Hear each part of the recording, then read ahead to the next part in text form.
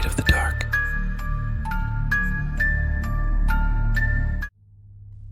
I love this village. I've been coming here every summer for almost 20 years. Everything is close by the forest, the fields, and the river. The village is relatively large, about 3 kilometers from the nearest one through the woods and fields, and about 15 kilometers from the highway. 3 years ago, houses started to be actively bought up. What can you do? People are getting older and passing away for summer cottages.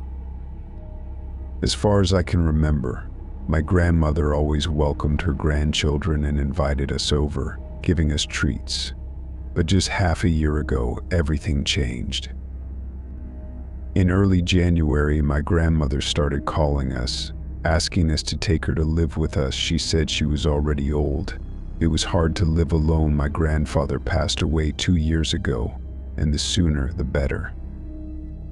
The family council, consisting of my dad and mom, decided that grandma wouldn't be a burden to them. She's kind, good-natured, and capable. I live in a separate rented apartment, and my parents have 3 rooms. There's enough space for everyone. When my dad went to get grandma, it turned out he was too late. Grandma had passed away. I'll skip the details of the difficulties of the funeral during the New Year holidays. I'll just say that since then, my dad became somehow closed off.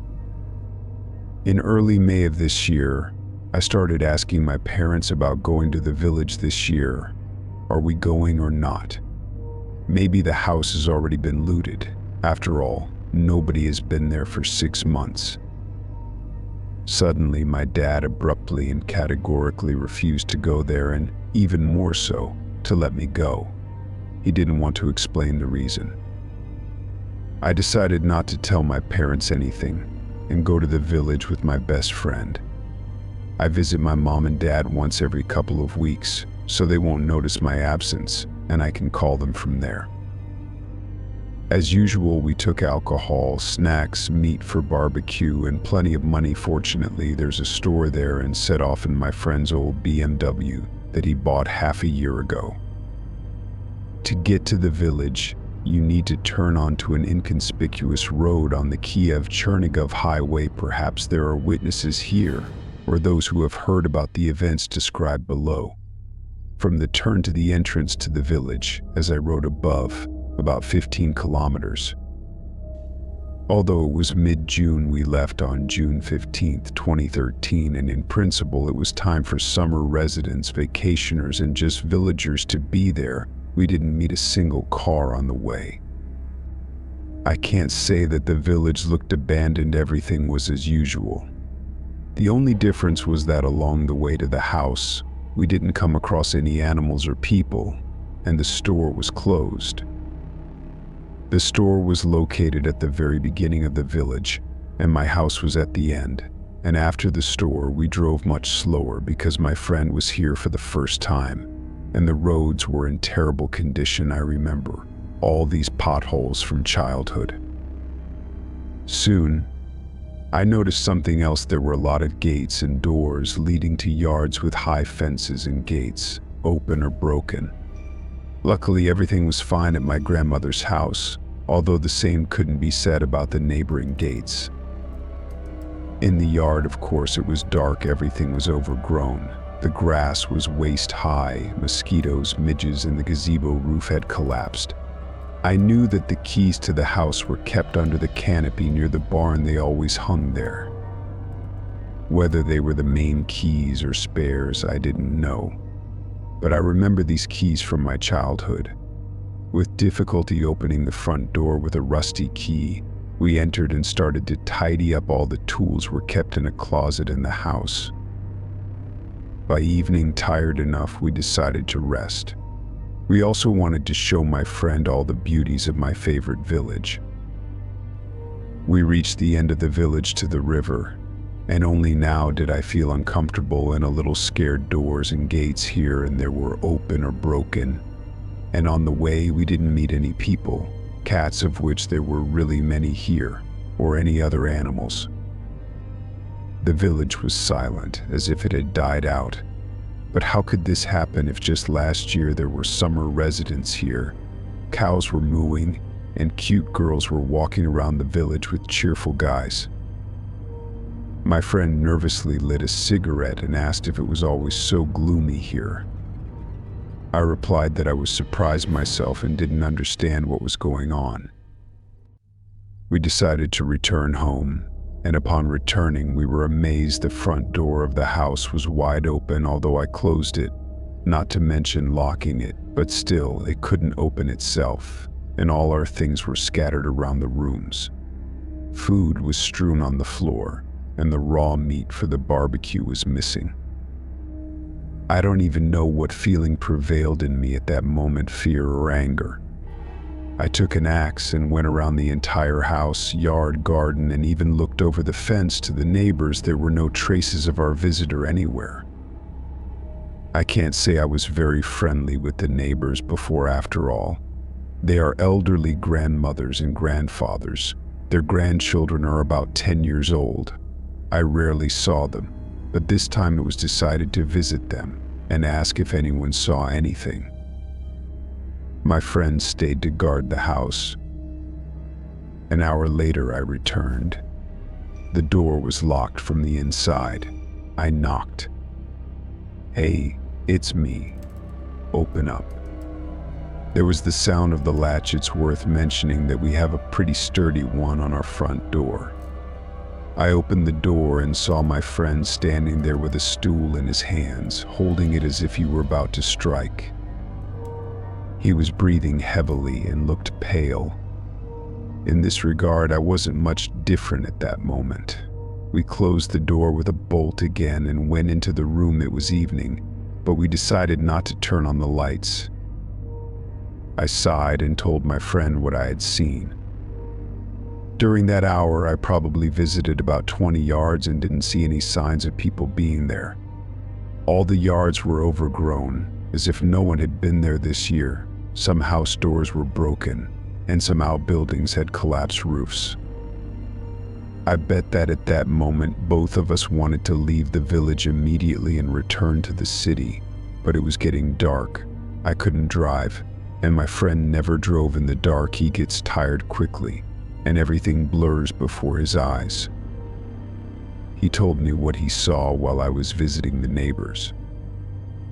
I closed the door behind you, just in case, and started gathering up the scattered things. I heard the door to the yard open. I was surprised, thinking it was you back so soon. And then suddenly, mind you, from the entrance to the yard to the front door of the house is about 10 meters.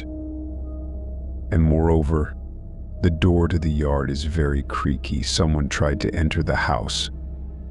I stepped back as someone had literally just entered the yard a moment ago. They couldn't have reached the house so quickly. There was no knocking on the door. Someone was just persistently trying to get in. The handle was rattling like crazy. I grabbed the stool, but then again, there was the creak of the door leading out to the yard, and then silence fell. And half an hour later, you came. And what? Did you stand there in the corridor with the stool for half an hour? My friend just nodded. And then we heard a loud thud on the window at the end of the house, in my bedroom. My friend and I just exchanged glances. Neither of us dared to go and check what was there. An hour passed. It was dark outside. We sat in silence, afraid to move. Since that knock, nothing else had happened. We just sat there in silence, listening to each other's heavy breathing. We didn't talk. It's hard to say what my friend was thinking, but personally, I was only thinking about how I could get out of here as soon as possible. I longed for morning to come quickly so we could leave. Morning couldn't come soon enough. Dawn couldn't break fast enough so we could leave and never come back. Suddenly, the car alarm went off. My friend's car was parked near the yard, but there were no trees there for something to accidentally fall on the car. As soon as the alarm stopped, it started again, as if someone was standing near the car and waiting for the owner to come out. This went on for about half an hour. The sound was incredibly annoying, and I wanted to go out and turn off the alarm and maybe give a good smack to whoever was setting it off, but something told me that we would be the ones getting the smack. We sat in the main room. It had 3 doors leading to different parts of the house, one to the exit, another to the bedrooms, and the third to the pantry by the window, and then we heard footsteps outside. Someone was walking beneath the windows, trying to do it quietly, but the crunch of dry twigs gave them away. I probably broke into a cold sweat then, although it was cool in the house after all. It hadn't been heated for half a year. To my surprise, there was no mobile signal here, although there had never been any problems with it before. It was only 22:22, still far from dawn, and whether we would be able to get out of here at all was uncertain. And what if they slashed the tires? What I exclaimed. And indeed, if whoever is roaming around here slashes the tires of the car, how will we get out of here? It's 15 kilometers to the highway and a whopping 500 to our hometown. My friend didn't repeat the question. Apparently, he understood that I didn't ask again because I didn't hear, but because I was now pondering it myself. The rustling behind the wall ceased. We heard the sound of wind, and the patter of rain on the roof. A storm was beginning. Somewhere in the distance, there was a rumble of thunderstorm, not uncommon in these parts. The wind grew stronger, the rain turned into a downpour, and the thunder was so loud that the windows rattled. The downpour lasted all night, and even if someone walked outside our windows or howled, we wouldn't have heard it over the rain and thunder. That night felt like an eternity, but it ended. Only dawn was in no hurry to come. We slowly stepped out onto the veranda. The windows in the room where we were sitting were covered with coarse curtains, and saw that there was dense fog outside. Trying to leave in such fog, even though it was already morning, wasn't even worth considering. And then we heard it again, someone walking around the house. And the sounds were such as if someone was walking through puddles. It didn't immediately occur to me that these were puddles left by the rain. And then, as if someone had dashed and collided with the front door. The door trembled, but it was heavy, oak, and the latch didn't allow the door to open.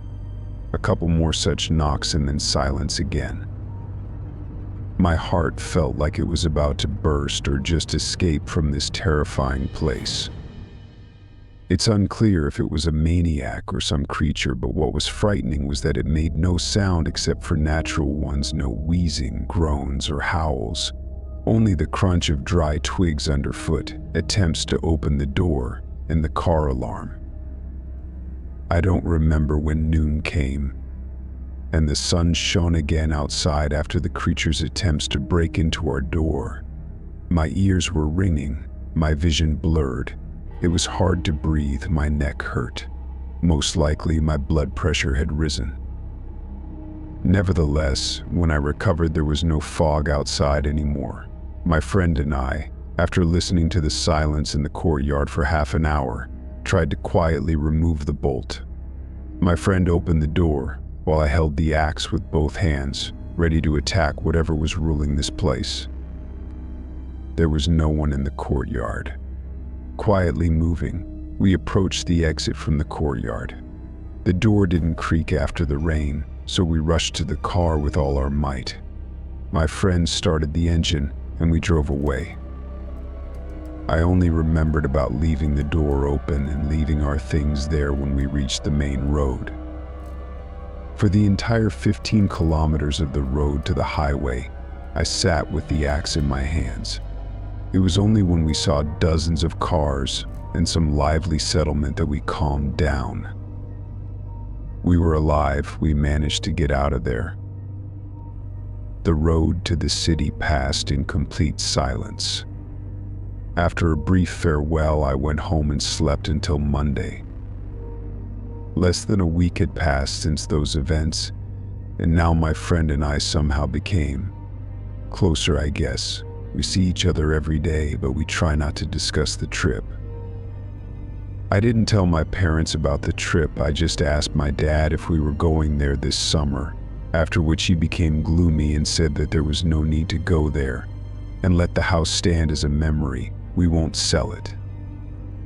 I don't know what happened in that village, and I can't find any information on the internet except for the most general about it. I only know that even if someone dares to intrude into our house and take everything that's lying around, it definitely won't be me.